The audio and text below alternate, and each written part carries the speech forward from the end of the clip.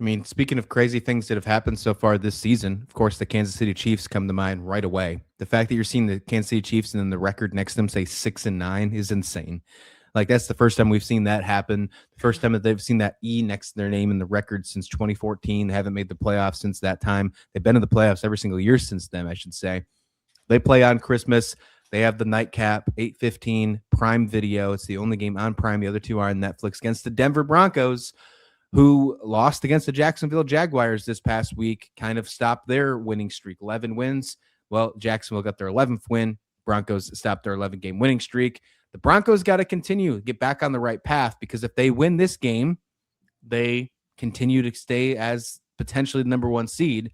However, it does line up a very good final week game against the Broncos and Chargers. Whoever win that game can still win the division if the Chargers beat the Texans on Saturday.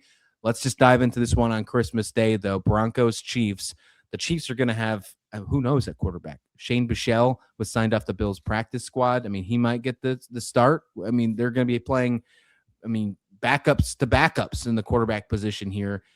This should be one of those games. We kind of talked about it earlier this week, where you're not going to learn much about the Broncos. What you're going to learn about is that the complete floor. Like, there is no winning for the Broncos here other than escaping Arrowhead with a actual win. If they lose this game, it just tells you everything negative about the Broncos. If you win, it's just, okay, time to keep going. Right. Yeah. And actually, the first thing I wanted to talk about here was kind of the Broncos last week against the Jags. Yeah. You sent me some texts about it, and I was talking to quite a few people at the Christmas party we were at. Like, are the Jags overrated? And so I'm not so much looking at, you nailed it perfectly, talking about, like, we're not going to really get a whole lot of upside out of this game if you're Denver. But looking at this, maybe for the Chiefs perspective, can they win this game? Because as a Patriots fan, that one seed in the AFC is a very important position to find yourself in now, with only one team getting a bye. If they can beat the Broncos here, you have to feel pretty good about where you're at as a Patriots fan. The only other team really not the only other team, obviously there's other teams in the AFC that are working for it, but I do feel like the Patriots are kind of apart from the rest. I'm looking at this game as if, for maybe the first time in the last 10 years, I want the Chiefs to win. Like, I need them to win this game to give the Patriots a chance. Yeah, if the Chiefs did win here and the Broncos stepped down, and even if the Chargers took over the division, New England would be in line to take over the 1 seed.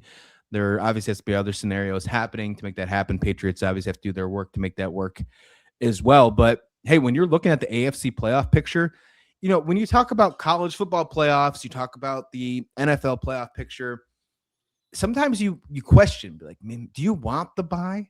Do you actually want that? Because you got a whole extra week to be off. And yeah, it might be good to be healthy, but like, at the same point in time, like, it's not always been the most beneficial thing. If you look at the past trends this year with the AFC, with how good these AFC teams are, and which is crazy to say, because there's no Mahomes, there's potentially no Lamar Jackson, there's no Joe Burrow, and you still have this feeling about the AFC this year. I want to play one less game if I possibly can. So I want that one seed more than ever this year than any other year. So if you're Denver Broncos, if you're the New England Patriots, yeah, you're rooting to find yourself into that 1 seed conversation for sure.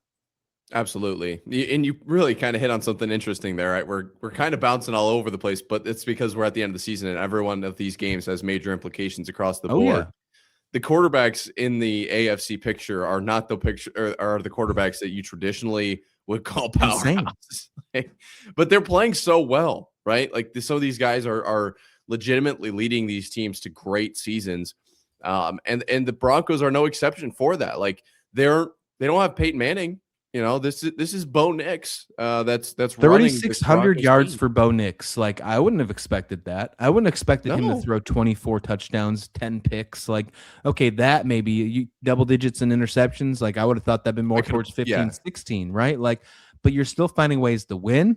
They're rushing for over 100 yards a game. Like, they're making it work. It's impressive. But the biggest thing about Denver, in my opinion, is their defense. I think their defense is what's super impressive. I haven't looked at their EPA lately, but I would assume that they're one of those teams defensively that are really, really good.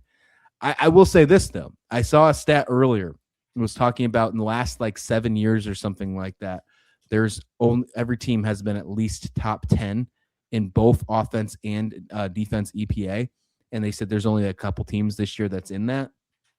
Denver wasn't on that list.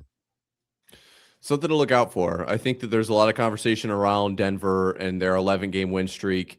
Who'd they play, right? Like they've got the Jets in there, and that's saying something. So even the Chiefs, like not a super great team in the Chiefs. They didn't get the Chiefs in there twice, but there is conversation around, is this kind of like what the Vikings were a few years ago? Remember how that went against the Giants in the first round of the playoffs? There is a chance that that's there, but I went to bat for, I believe it was the Patriots on their 10-game win streak. Last week was when I maybe did that. I don't know. This show's pretty new, so if you haven't hit subscribe, you should.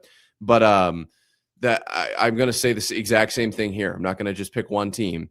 If you win 11 games in a row in the NFL, you're doing something right. Like you might be playing the bottom half, but you're not playing the bottom half of the SEC, one of the weakest conferences in college football. You're playing the bottom half of the NFL. Like this is not like just some joke league here. You're still playing very, very good teams. So I'm not going to count the Broncos out. Like I understand that the EPA per play thing, offensive, defensive, like it. And look, I'm a stats guy. I get it. It makes a lot of sense. But you can't count out a team that wins. They just can win games, and they have 11 in a row this season. And their first win against the Titans to start the year. Look out. Broncos still a very good team, but they're going to have to prove it this weekend. Or tomorrow, actually, against the Chiefs. If they win this game handily, I'm still looking for ways to be impressed by the Broncos. And I know that's crazy to say after winning 11 games. I just can't get it because I've gone on record saying, like, I think they are a team that no matter what seed they are, 1, 2, 5, whatever the case is, like they lose first round of the playoffs or whenever they play first if they get the bye. On the flip side, though, it is super impressive what they've done this season and the fact that they have gone from being in either second, third, or fourth place for the last decade in the AFC West because the Chiefs have completely ran that to now being not only just winning the division, but being at the very top of the AFC is very, very impressive. And Sean Payton's done a very good job at doing that. What's crazy to me is I've seen people put out their like potential ballots heading into the final week for like coach of the year. Payton's nowhere to be found on those ballots. Crazy. And I wouldn't say it's so much about, I think the problem with that, I'm guessing, is that it's the Broncos have been good before, right? And so everyone I think has this kind of expectation with this Denver, franchise and what they're able to do. And that's just the short end of the stick for Sean Payton. But what they've done, and you exactly are right, with against the Chiefs, right? And the Chiefs have run that division. It's been a long time coming. I think I personally just feel like when the Broncos get good, it's like, oh yeah, the Broncos are good. That's because I grew up with Peyton Manning versus Tom Brady. Like that's what I remember. So I think there's some of that, but yeah, Sean Payton has done a phenomenal job with this team. And I don't think a lot of people had a lot of trust in him early on. Or we weren't seeing the success right away that people are, either accustomed to or expect. Is like, what words do you want to use? But I think they're both fair. It's the exact same argument as Bryce Young for me. Sometimes it takes a few years. Sometimes it takes a little bit of time to develop and to build something. And Sean Payton's done that. And I don't think the Broncos are going to win the Super Bowl this year. I'm going to be honest. I just don't think that they're that caliber of a team. But he's got something built here where once you get the right pieces in, they're now winning. And they've got a winning culture. Once you bring in the right pieces, look out. They're going to be hard to stop. Give me a reason to no longer disrespect you, Denver. That's what I want on Christmas. That's my Christmas wish. That's your Christmas wish for football, for NFL, is I want to not be able to disrespect Denver heading into the final week of the season, where it could be we're lining up to potentially have the game of the year in the final game of the season between the Chargers and the Broncos for sure. Let's get on out of here.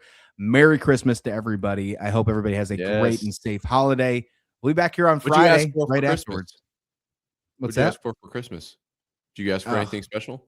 No. Sleep? Is sleep good? How's sleep count? Sleep's a good one. I'll give you sleep. Maybe my power not going out because the weather on this West Coast has been insane lately. Yeah, no, that's also valid. See, these are like legitimate asks for you. Yeah. I See what think I happens just when you want get to. older. Like you ask for the socks and underwear. Like that's what I'm doing right now. Like, That's yeah. exactly. I think I kind of want a projector for my wall so I can watch March Madness. Like it would just fill up the Oh, entire wall. look at you Just a actually thought. making like fun ones. I like I that. know. That's why I was like, am I even allowed to say this now that you asked for sleep? Yeah. Way to be way to be realistic over here, Christian. I'm over here making pipe Oh, dreams and you're talking about making sure your power doesn't go out. Yeah. oh man, that's Happy hey, holidays, that's what everyone. We'll see you Christmas season back is here. about. Yeah, absolutely. We'll see you back here on Friday. Take care right here on Marvin Rao in the morning.